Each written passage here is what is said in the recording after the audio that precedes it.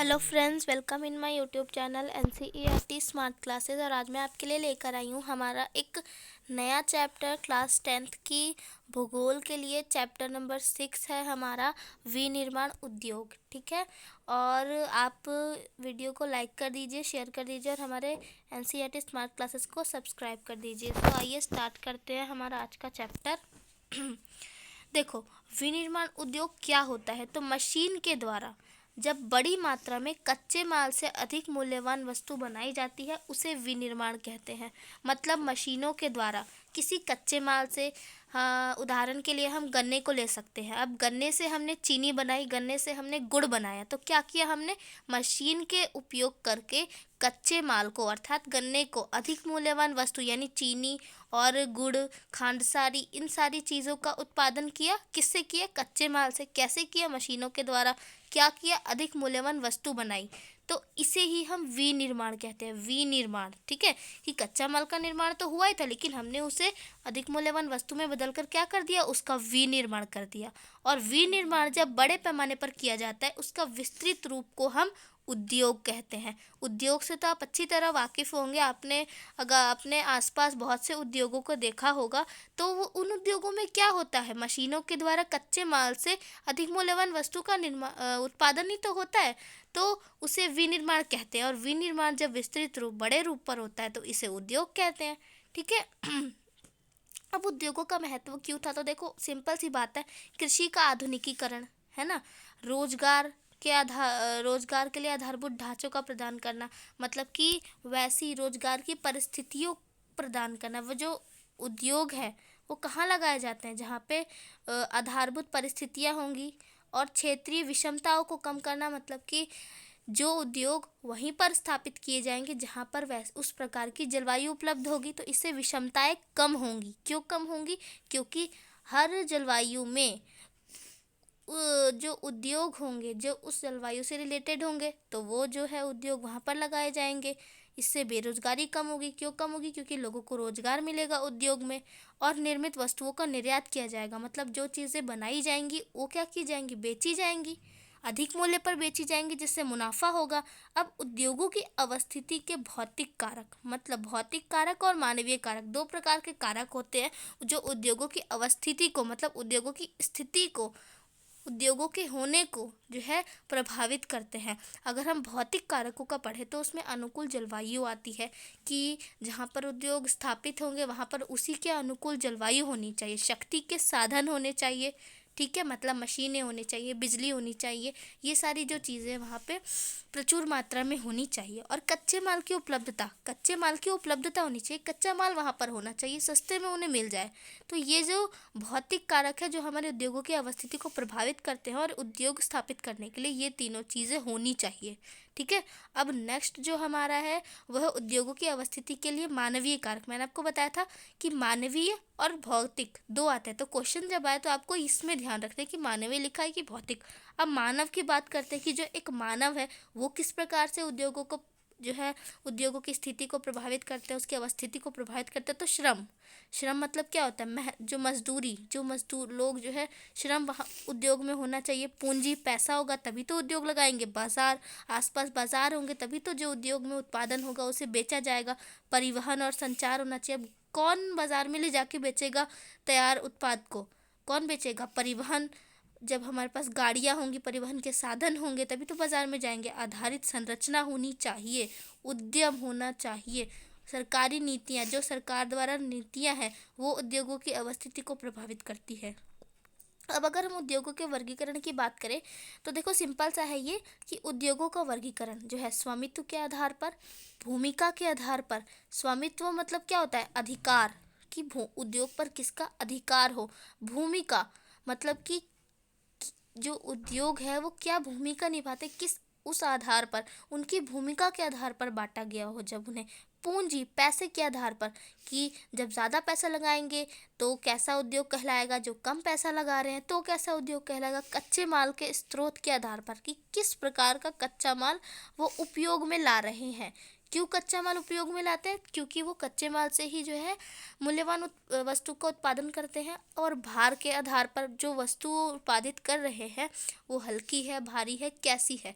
तो इन 4 जो है भागों में उद्योगों का वर्गीकरण किया गया है। ये चारों ही बहुत इजी है और बहुत ही सरल तरीके से हम इसे आज पढ़ेंगे। तो आइए स्टार्ट करते हैं। देखिए, सबसे पहले स्वामित्व के आधार पर हम देख लेते हैं। स्वामित्व के आधार पर आपको ये दिख रहा है 4 भागों में बांटा गया जाता है: सार्वजनिक क्षेत्र, निजी क्षेत्रक, संयुक्त क्षेत्रक और सहकारी क्षेत्रक। ठीक है, तो सार्वजनिक क्षेत्रक सार्वजनिक क्षेत्रक क्या होता है? जो सरकार पर, जिस पर सरकार का अधिकार हो, उसे हम कहते हैं सार्वजनिक क्षेत्रक। ठीक है, और निजी क्षेत्रक जिस पर एक व्यक्ति या किसी समूह का अधिकार हो। ठीक है, इसमें अधिकार की बात होती है।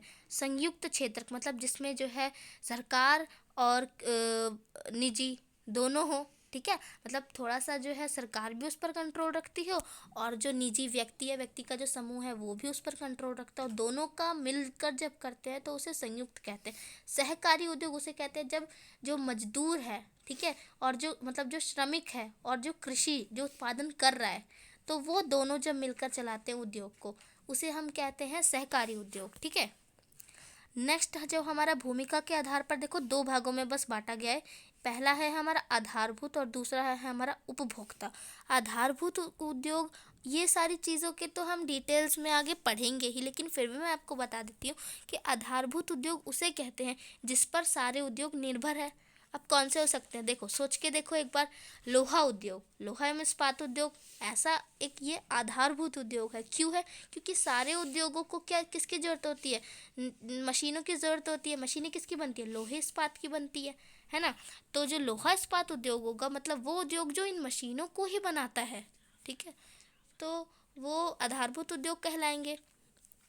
अब नेक्स्ट है हमारा उपभोक्ता। उपभोक्ता मतलब कि वो उद्योग जो किसी चीज़ का उत्पादन करते हैं, तो वो डायरेक्टली क्या होता है, उपभोक्ता के पास जाता है और उपभोक्ता उसे खरीद लेता है। अब कौन कौन से हो सकते हैं? तो सोच के देखिए, टूथपेस्ट है ना, साबुन, ये सारी चीज़ें हमारी कैसी हैं, जिनका क्या किया हमने, निर्माण किया और वो डायरेक्टली बाजार में चली गई। उपभोक्ता वो ऐसी चीज़ें। और आधारभूत, जैसे कि मशीनों का निर्माण किया गया, लेकिन वो पहले कहाँ जाएंगी? उद्योग में जाएंगी, क्योंकि उद्योगों को उन मशीनों की ज़रूरत है। अब लोगों को, उपभोक्ता को तो नहीं है मशीन की ज़रूरत, उसे तो उत्पादन, जो उत्पादित वस्तु है उसकी आवश्यकता होती है ना। अब जो हमारा नेक्स्ट है वह पूंजी के आधार पर। पूंजी के आधार पर तो सिंपल है, लघु उद्योग और वृहत उद्योग, मतलब छोटे उद्योग और बड़े उद्योग।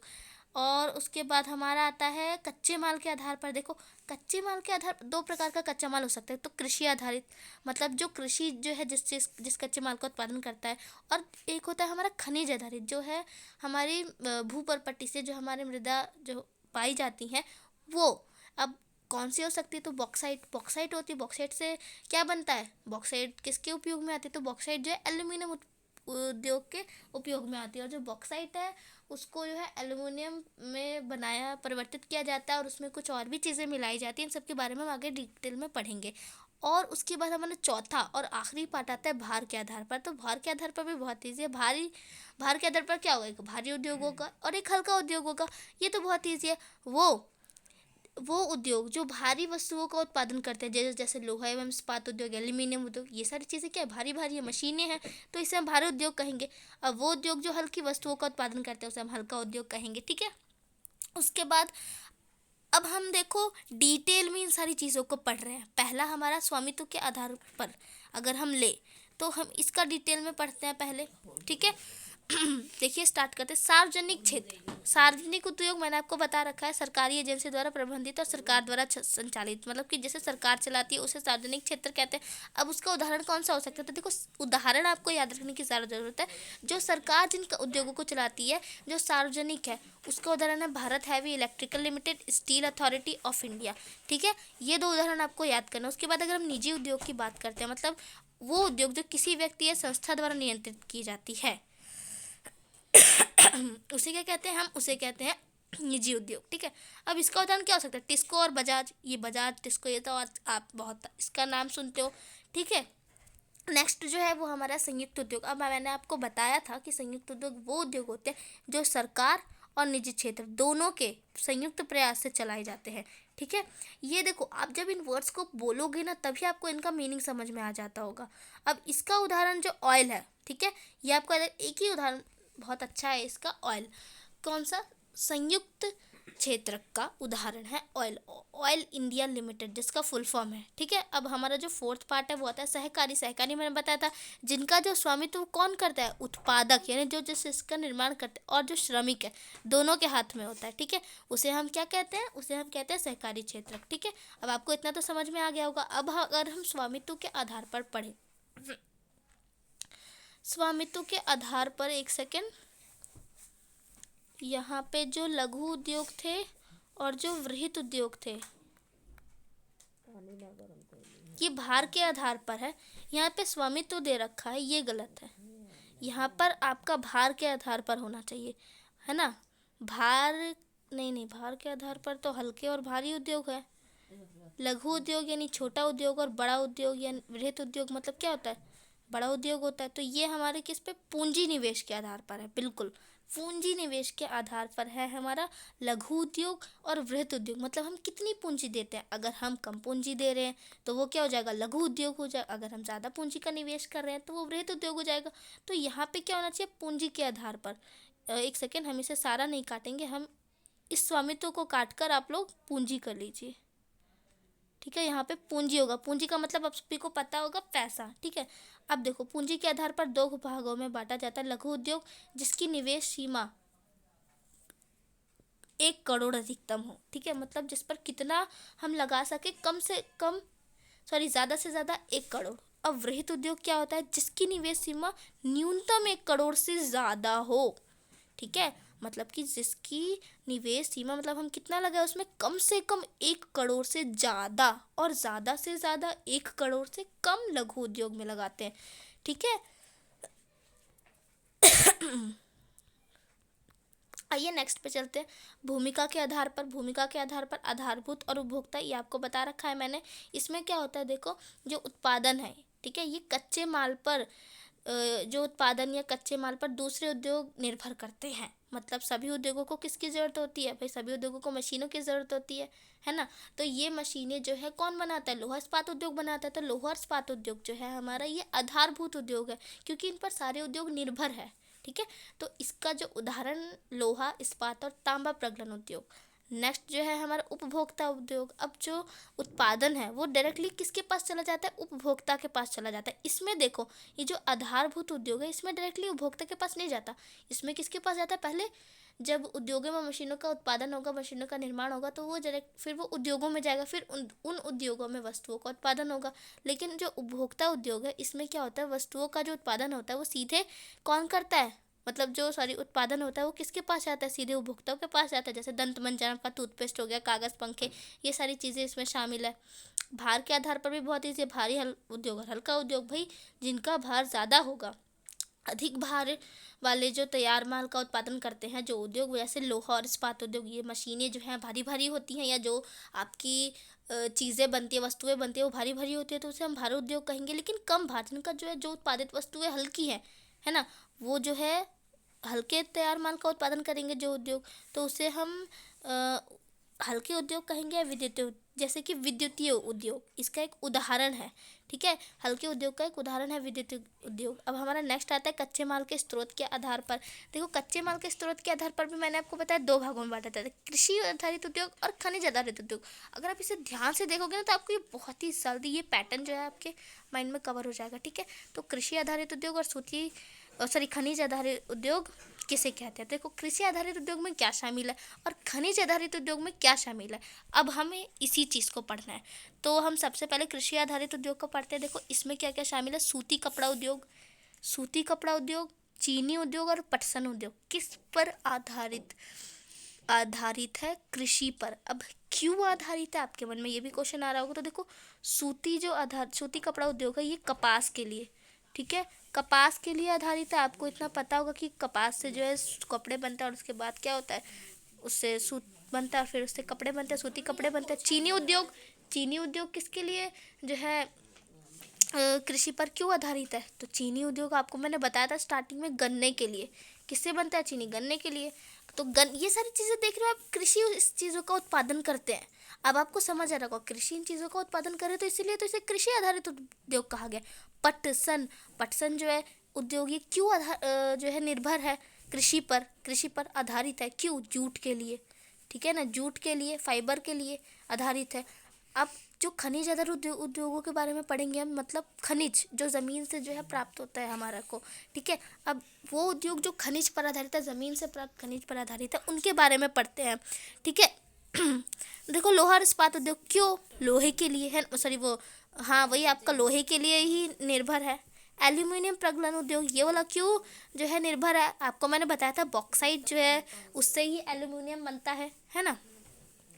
रसायन उद्योग क्यों जो है, क्योंकि हमारे खनिज जो है रसायन जो का निर्माण करता है और फिर उससे रसायन बनाया जाता है। अब उर्वरक उद्योग ये क्यों ये क्यों निर्भर है खनिज आधारित खनिज पर, क्योंकि जो ज़मीन से जो हमारी मृदा से जो मटेरियल निकलता है उसी से तो खाद जो निकलती है उसी से तो उर्वरक का निर्माण किया जाता है, तो इसीलिए ये भी आधारित है किस पर, खनिज आधारित उद्योगों में आता है। सीमेंट उद्योग, ये देखो मोटर गाड़ी उद्योग, सूचना प्रौद्योगिकी, सारे उद्योग जो है खनिज के लिए किसी न किसी प्रकार से हमारे किस पर आधारित है, खनिज पर आधारित है ये सारे उद्योग, तो इसलिए हम खनिज आधारित उद्योग करेंगे। अब हम इन सारी चीज़ों का भी और डिटेल पढ़ेंगे। देखो ये जो सूती कपड़ा उद्योग है किसके अंतर्गत आता है, आपको पता होगा कृषि आधारित उद्योग के अंतर्गत आ रहा था। अभी मैंने आपको बताया था क्यों, किस लिए, कपास के लिए, ठीक है। तो हम इसके डिटेल में पढ़ेंगे कि सूती कपड़ा उद्योग क्या होता है और कैसे। देखो स्टार्ट करते हैं। तो देखो पहला सूती वस्त्र उद्योग 1854 में मुंबई में स्थापित किया गया था। आपको इसे अच्छे से याद कर लेना है, इसलिए मैंने इसे अंडरलाइन भी कर दिया। महात्मा गांधी ने चरखा काटने और खादी के पहनावे पर जोर दिया जिससे बुनकरों को रोजगार मिल सके। अब क्या होता था पहले, जब जो अंग्रेज़ों का शासन था तो क्या होता था कि बाहर से जो है मतलब विदेशी कपड़े जो है मज़दूर थे वो आयात करते थे, और जो सूत था हमारा, जो सूती वस्त्र थे उसका जो है बंद कर दिया गया था। तो जो गांधी जी आए तो उन्होंने क्या किया, चरखा काटने और खादी के पहनावे पर जोर दिया, ठीक है। तो इससे क्या हो, जो बेरोजगार थे, जो पहले सूत काटने का या सूत बनाने का काम करते थे, तो उनको रोजगार मिला, यही हुआ। अब क्या हुआ, आरंभिक वर्षों में तो जो सूती वस्त्र उद्योग है वो महाराष्ट्र, गुजरात और कपास केंद्र तक ही सीमित थे। लेकिन कपास की उपलब्धता, मतलब जो कपास है वो और भी जगह उगाया, मतलब कृषि उसकी खेती की जा सकती थी, और बाजार होने लगे, बढ़ने लगे, परिवहन की जो है व्यवस्था होने लगी, पतनों की समीपता होने लगी, श्रम जो है सस्ता मिलने लगा, नमी युक्त जलवायु होने लगी। तो इन सारे कारकों ने किसे बढ़ावा दिया, किसका विकास किया, सूती वस्त्र उद्योग का। ये सारे ही कारण इस उद्योग के विकास के हैं, ठीक है। अब जो कताई कार्य है वो महाराष्ट्र, गुजरात और तमिलनाडु में स्थित था, लेकिन सूती, रेशम, जरी, कशीदाकारी, ये सारे डिज़ाइन देने का काम, प्रिंटिंग का काम, ये सारी चीज़ें जो है और भी स्थानों पर होती थी, तो इसीलिए जो है ये जो है पूरे भारत में फैल गया था, ठीक है। अब अगर जो हमारा नेक्स्ट कृषि आधारित उद्योग है वो है हमारा पटसन, ठीक है। पटसन उद्योग के बारे में पढ़ते हैं तो देखो पटसन जो है वो सामान का सबसे बड़ा उत्पादक है और बांग्लादेश के बाद दूसरा। देखो ये आपकी बुक में लिखा है, लेकिन प्रेजेंट की बात करें अगर हम, तो प्रेजेंट में बांग्लादेश जो है पहले नंबर पर आता है और जो हमारा भारत है ना वो सेकंड नंबर पर आता है, ठीक है। अगर हम प्रेजेंट की बात करें तो ये बुक में तो पहले की प्रिंटिंग है। अब देखो भारत में पटसन उद्योग अधिकांशतः हुगली नदी के तट पर क्यों स्थित है, पाठ नंबर का क्वेश्चन में आ सकता है। तो आपको ये सारे पॉइंट्स लिख देने हैं क्योंकि बहुत इंपॉर्टेंट है। मतलब कि जो पटसन उद्योग है वह हुगली नदी के तट पर ही क्यों किया जाता है। अब देखो आपको पता होगा जो तट है वो इस साइड है, पश्चिम के साइड में है ना, इस साइड पर जो है हमारा तट है, बंगाल की खाड़ी है, पश्चिम बंगाल है। तो यहाँ पर क्यों है, तो देखो पटसन उत्पादक क्षेत्रों की निकटता, मतलब यहाँ पर जो है ज़्यादा जो पटसन है उसको उत्पादन किया जाता है, सस्ता परिवहन होता है, सस्ते श्रमिक होते हैं, जल की अधिकता, ज़्यादा जल है, क्यों, क्योंकि नदी है हुगली नदी मतलब। अब देखो कोलकाता एक बड़े नगरीय केंद्र के रूप में बैंकिंग, बीमा और जूट के निर्यात के लिए पतन की सुविधाएं प्रदान कराता है, कोलकाता के निकट है, तो इसलिए जो है यहाँ पे पटसन की जो है खेती ज़्यादा की जाती है। पार्टों ही पॉइंट्स जो आपके बहुत इंपॉर्टेंट है, लेकिन एक जो है यहाँ पर और पॉइंट है, ये है कि कृत्रिम वस्त्रों की बढ़ती मांग, आजकल क्या कृत्रिम वस्त्रों की मांग जो है वो बढ़ गई है, जो है रेडीमेड कपड़े बड़े फैशन में आ गए हैं आजकल। तो इससे क्या हो रहा है, जो पटसन उद्योग की चुनौतियों का सामना करना पड़ रहा है, और पटसन पर सरकार की राष्ट्रीय नीति ने किसानों को उचित मूल्य सुनिश्चित किया है। पटसन की जो राष्ट्रीय नीति थी वो कब लागू की गई थी, आपको याद रखना है 2005 में, ठीक है। कब लागू की गई थी? 2005 में।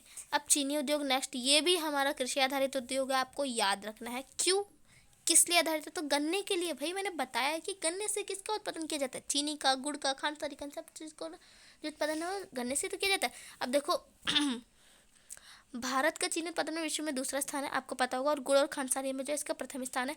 चीनी मिलें जो है कहाँ कहाँ पर स्थित है? तो देखो आंध्र प्रदेश, तमिलनाडु, कर्नाटक, महाराष्ट्र, बिहार, उत्तर प्रदेश, यहीं सभी पर, गुजरात, पंजाब, हरियाणा, मध्य प्रदेश, इन सारी राज्यों में फैली हुई है। मतलब कि बहुत ही विस्तृत है। देख रहे हो कौन से बहुत सारे राज्यों में है। और पिछले कुछ वर्षों में हमने इन मिलों की संख्या दक्षिण और पश्चिम राज्यों में, विशेषकर महाराष्ट्र में बढ़ती देखी है।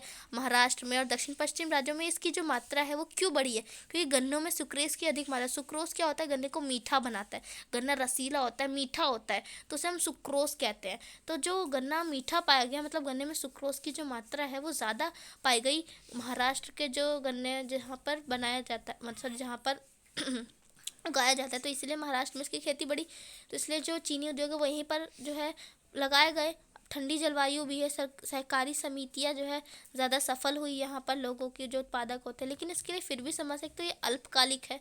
अल्पकालिक मतलब कि लोगों को रोजगार पूरी तरह से प्राप्त नहीं कराता, ये अल्पकालिक। पुरानी व असक्षम तकनीक का उपयोग किया जाता है इसमें।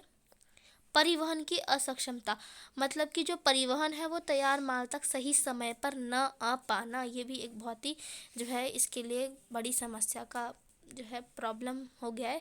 अब लोहा और इस्पात उद्योग हम पढ़ेंगे। देखो लोहा और इस्पात उद्योग आपको पता होगा, जो ये एक आधारभूत उद्योग है, मैंने आपको बता रखा है। मैं साथ ही साथ बताते जा रही हूँ कि ये जो है उद्योग किस कहाँ का उदाहरण है। तो देखो जो लोहा इस्पात उद्योग है आधारभूत उद्योग है। क्यों आधारभूत उद्योग है? क्योंकि अन्य सभी भारी, हल्के जो मध्यम उद्योग है वो इसी से बनी जो है मशीनरी पर निर्भर करते हैं। अब इस उद्योग के लिए लौह अयस्क को, कोकिंग कोल, चूना, पत्थर, इन सब का अनुपात क्या होता है? 4:2:1। आपको ये याद रखना है, ठीक है, बहुत ही इंपॉर्टेंट है। वर्ष 2016 में भारत में 1956 लाख टन इस्पात का विनिर्माण कर संसार में कच्चा इस्पात उत्पादक में का तीसरा स्थान है हमारे भारत का। और स्पंज में इसका स्पंज लौह का सबसे बड़ा स्थान है, मतलब नंबर 1 पर है। ठीक है, सॉरी। अब देखो सार्वजनिक क्षेत्र के लगभग सभी उपक्रम अपने इस्पात को स्टील अथॉरिटी ऑफ इंडिया के माध्यम से बेचते हैं। किस माध्यम से बेचते हैं इस्पात को? तो आपको याद रखना है, स्टील अथॉरिटी ऑफ इंडिया के माध्यम से बेचा जाता है।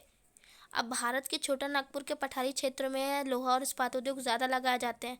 क्यों लगाए जाते हैं? तो आप इसका हम देखते हैं। देखो यहाँ पे क्या होता है, लोहा अयस्क कम कीमत पर मिल जाता है, और जो है कच्चे माल की निकटता जल्दी है, सस्ते श्रमिक, स्थानीय बाजार, मतलब बाजार भी बहुत ज़्यादा है। तो इसीलिए जो है यहाँ पर, कहाँ पर? छोटे नागपुर के पठार पर जो है लोहा इस्पात उद्योग की बड़ी ज़्यादा उद्योग लगे हुए हैं। लेकिन फिर भी इसके लिए भी कुछ प्रॉब्लम्स है। क्या प्रॉब्लम्स है? देखो भारत में इसके पूर्ण विकास ना, पूरी तरह से विकास नहीं हो पाया। क्यों? क्योंकि उच्च लागत है, मतलब ज़्यादा पैसा लगता है, और कोकिंग कोयले की सीमित उपलब्धता है। जो कोकिंग कोयला है वो तो हमारे भारत में सीमित मात्रा में है, तो कैसे जो है उद्योगों का विकास हो पाएगा? अब कम श्रमिक उत्पादकता, मतलब जो श्रमिक है वो भी कम उत्पादन कर पाते हैं। ऊर्जा की अनियमित आपूर्ति, पूरी तरह से ऊर्जा नहीं उपलब्ध हो पाती है। और अविकसित अवसंरचना है हमारी भारत में। एल्यूमिनियम प्रगलन इसका दूसरा, ये जो है एल्यूमिनियम प्रगलन उद्योग। अब देखो जो ये एल्यूमिनियम प्रगलन उद्योग है वो दूसरा सर्वाधिक महत्वपूर्ण धातु शोधन का जो है उद्योग है, मतलब कि धातु शोधन उद्योग है। ये हल्का, इसकी देखो विशेषता यहाँ पर आ रही है कि ये हल्का है, जंग अवरोधी है, ऊष्मा का सुचालक है, लचीला है, वस्तुओं के मिश्रण से कठोर बनाया जा सकता है। और भारत में एल्यूमिनियम प्रगलन संयंत्र जो है कहाँ पर स्थित है? तो देख लो, उड़ीसा, पश्चिम बंगाल, केरल, उत्तर प्रदेश, छत्तीसगढ़, इन सारे राज्यों में जो है हमारा ये स्थित है। अब इस उद्योग की स्थापना की 2 महत्वपूर्ण आवश्यकता है, मतलब इस उद्योग को स्थापित करने के लिए हमें 2 चीज़ें तो बिल्कुल ध्यान में रखनी है। अब वो कौन सी 2 चीज़ें हैं? तो ऊर्जा की पूर्ति होनी चाहिए भाई, ठीक है, और कम कीमत पर कच्चा माल, हमें बॉक्साइट जो है कम कीमत पर मिल जाना चाहिए। नेक्स्ट आता है हमारा रसायन उद्योग। देखो भारत में कार्बनिक और अकार्बनिक 2 प्रकार के रसायन का उत्पादन किया जाता है, आपको ये ध्यान में रखना है। कार्बनिक और अकार्बनिक में कौन कौन से रसायन है, तो ये भी हम देख लेते हैं। देखो पेट्रो रसायन, कार्बनिक में आपका पेट्रो रसायन शामिल है, जो कृत्रिम वस्त्र, रबड़ और प्लास्टिक, दवाई, ये सारे बनाने में काम आता है। जो अकार्बनिक रसायन है वो क्या है? सल्फ्यूरिक अम्ल, नाइट्रिक अम्ल, क्षार आदि, ये सारी चीज़ें जो है अकार्बनिक अम्ल रसायन से बनाई जाती है। उसके बाद आता है हमारा कि भारत के सकल घरेलू उत्पाद में इसकी कितनी भागीदारी है? आपको याद रखना है 3%। कितनी है? 3%। ठीक है, 3% भागीदारी है इसकी। अब ये उद्योग जो है एशिया का तीसरा सबसे बड़ा और भारत के आकार से इसके 12वां स्थान पर है। किसमें? रसायन उद्योग में। ठीक है, छोटी छोटी बातें आपको ध्यान में रखकर चलना है। अब उर्वरक उद्योग क्या होता है? तो देखो, उर्वरक उद्योग जो नाइट्रोजनी उर्वरक, मुख्यतः यूरिया, फॉस्फेट उर्वरक और अमोनिया फॉस्फेट और मिश्रित उर्वरक के इर्द गिर्द केंद्रित होता है। क्यों? देखो, हमारे देश में पोटेशियम यौगिक के भंडार नहीं है, ये याद रखना है। तो किस चीज़ का आयात किया जाता है? क्वेश्चन में आ सकता है कि उर्वरक उद्योग में किस चीज़ का आयात करना पड़ता है, तो आपको याद रखना है किस चीज़ का? पोटाश का। ठीक है ना, पोटाश का जो है आयात हमारा देश करता है। ओके। अब देखो, हरित क्रांति के बाद उस उद्योग का विस्तार देश के इस उद्योग का विस्तार जो है देश के कई भागों में हुआ। ये आपको याद रखना है। कब हुआ? तो हरित क्रांति के बाद हुआ। अब सीमेंट उद्योग आता है हमारा नेक्स्ट। तो देखो, इस उद्योग को भारी वस्तु कच्चे माल जैसे चूना, पत्थर, सिलिका, जिप्सम की आवश्यकता से किया जाता है और रेल परिवहन, कोयला और विद्युत आवश्यक है इसके लिए। अब जो इसका उपयोग है उसका उपयोग क्यों किया जाता है? तो निर्माण कार्यों में किया जाता है, चीज़ों का निर्माण करने के लिए किया जाता है। ठीक है। अब इस उद्योग की इकाइयाँ गुजरात में लगाई गई। क्यों? क्योंकि यहाँ से जो है खाड़ी के देशों में व्यापार की उपलब्धता है, खाड़ी के देशों में इसका व्यापार किया जाता है। अब जो हमारा नेक्स्ट है वो है हमारा मोटर गाड़ी उद्योग। मोटर गाड़ी उद्योग देखो क्या होता है। मोटर गाड़ी, आप तो इससे बहुत ही अच्छी तरह परिचित होंगे क्योंकि आप आसपास देख ही रहे हैं कि ये जो मोटर गाड़ी है क्या करते हैं? यात्रियों या सामान का तीव्र परिवहन के साधन है। मतलब एक स्थान से दूसरे स्थान तक जल्दी इंसान या कोई जो वस्तु पहुंच जाती है। उदारीकरण, उदारीकरण के पश्चात, उदारीकरण मतलब क्या होता है? खुल अपने जो हमारे देश की अर्थव्यवस्था उसको खोल देना, मुक्त व्यापार करना। अब उदारीकरण के पश्चात जो है नए और आधुनिक मॉडल के वाहनों का बाजार में मांग बढ़ी है। मतलब देख रहे हो आप आजकल कितने नए नए ब्रांड के जो है बाइक्स, मोटर गाड़ी, इन सब का जो है मांग बढ़ रही है, कितने नए नए ब्रांड के आ रहे हैं, है ना। अब ये उद्योग कहाँ कहाँ पर स्थित है? तो आप देख लोगे दिल्ली, गुड़गांव, मुंबई, पुणे, चेन्नई आदि शहरों के आसपास ये स्थित। देखो, जितने भी उद्योग है ज़्यादातर कहाँ स्थित होते हैं? मुख्य केंद्रों पर स्थित होते हैं। तो आप मुख्य केंद्र को और जहाँ जो उद्योग है उसको अगर कनेक्ट करके देखोगे तो आपको पता चल जाएगा। अब देखो, सूचना प्रौद्योगिकी और इलेक्ट्रॉनिक उद्योग हमारा नेक्स्ट होता है। इसमें क्या होता है कि इलेक्ट्रॉनिक उद्योग के अंतर्गत क्या आता है? तो ट्रांजिस्टर से लेकर television, telephone exchanger, radar, computer, दूरसंचार उद्योग के लिए अनेक उपकरण बनाए जाते हैं। कहाँ बनाए जाते हैं? सूचना प्रौद्योगिकी और इलेक्ट्रॉनिक उद्योग में बनाए जाते हैं उपकरणों को। ठीक है। अब भारत की इलेक्ट्रॉनिक राजधानी बेंगलुरु के रूप में किसका विकास हुआ? बेंगलुरु का। आपसे पूछा जा सकता है 1 नंबर के क्वेश्चन में कि भारत की इलेक्ट्रॉनिक राजधानी कौन सी है? तो आपको याद रखना है बेंगलुरु जो है भारत की इलेक्ट्रॉनिक राजधानी है। अब भारत में सूचना प्रौद्योगिकी उद्योग के सफल होने के कारण हार्डवेयर व सॉफ्टवेयर का निरंतर विकास हुआ है। किस लिए जो है सूचना प्रौद्योगिकी उद्योग का सफल हुआ? ठीक है। तो किसका विकास हुआ? हार्डवेयर और सॉफ्टवेयर का। अब उद्योगों से जो है प्रदूषण भी पैदा होता है। तो हम औद्योगिक प्रदूषण पर चर्चा करेंगे। तो देखो, तापीय प्रदूषण। तापीय प्रदूषण क्या होता है कि जब उद्योगों से जो है गर्म पानी नदियों में जब निष्कासित किया जाता है तो क्या होता है? जो पानी होता है वो बहुत ज़्यादा गर्म होता है और जब वो ठंडे जो हमारा नदी तालाब का जल होता है उसमें सीधा डाल देंगे तो क्या हो जाएगा? इससे तापीय प्रदूषण बढ़ता है ना। और जो नेक्स्ट है हमारा वो है जल प्रदूषण। जल प्रदूषण देखो भाई, जो केमिकल्स या जो रसायन है वो जब वो जल में डालेंगे तो उससे तो जल प्रदूषण बढ़ेगा, है ना। जल जो है प्रदूषित होगा, गंदा होगा। आप अपने आसपास देख ही रहे हो। और जलीय जीव जो है उन्हें भी जो है बहुत प्रॉब्लम होती है। वायु प्रदूषण, इसका तो सीधा सीधा असर हम देख ही रह सकते हैं अपनी प्रकृति पर कि जो हमारी फैक्ट्रियां हैं वो क्या करती हैं? जो हमारी फैक्ट्रियां हैं वो जो उसके गंदे जो धुएं होते हैं मशीनरी के, वो डायरेक्टली वायु में, वातावरण में छोड़ देती है तो उससे वायु प्रदूषण होता है। ध्वनि प्रदूषण, जो मशीन की आवाज़ है, जो साइलेंसर है बहुत तेज़ आवाज़ देता है तो इससे जो है हमारा प्रदूषण बहुत ज़्यादा ध्वनि प्रदूषण होता है। हमारे कान जो है, हमारे कान को ये प्रभावित करता है। हमारी हार्ट बीट, हमारा ब्लड प्रेशर, ये जो ध्वनि प्रदूषण है ये इन सभी चीज़ों को प्रभावित करता है ना। अब प्रदूषण को रोकने के उपाय देखो, ये चैप्टर जो है अभी तक हमने तो उद्योगों के बारे में पढ़ा था, फिर उद्योगों से जो प्रदूषण हुआ और उसके बाद हमारा टॉपिक आता है कि प्रदूषण को रोकने के उपाय क्या क्या आते हैं। ठीक है। ठीक है। देखो, 3R का उपयोग, 3R का फुल फॉर्म क्या आपको याद रखना है कि रिड्यूस, रीयूज और रिसाइकल, यानी कम प्रयोग, पुनः प्रयोग और पुनर्चक्रण। ठीक है। देखो, प्रदूषण को कैसे रोक सकते हैं? इन 3R का उपयोग करके, वर्षा जल का संग्रहण करके, जो कचरा है उसका सही निस्तारण, सही जगह उसको डालकर, और ऊर्जा के नवीकरण संसाधनों का उपयोग करके, मतलब ऐसे संसाधनों का उपयोग करके जिनको जो समाप्त ना हो सके। है ना। अब ऐसी जो है विकास मतलब तकनीक का विकास करें, ऐसी प्रौद्योगिकी का उपयोग करें जो टिकाऊ हो और कम प्रदूषण कर सके। तो इससे क्या होगा, प्रदूषण जो है हमारा कम होगा। तो हमारा जो ये चैप्टर है ये यहीं पर समाप्त होता है। और आई होप आप सभी को ये चैप्टर अच्छे से समझ आ गया होगा। अगर अच्छे से समझ आ गया है तो चैनल को, हमारे इस वीडियो को लाइक कर दीजिए, सब्सक्राइब कर दीजिए। Okay, bye bye, see you, take care.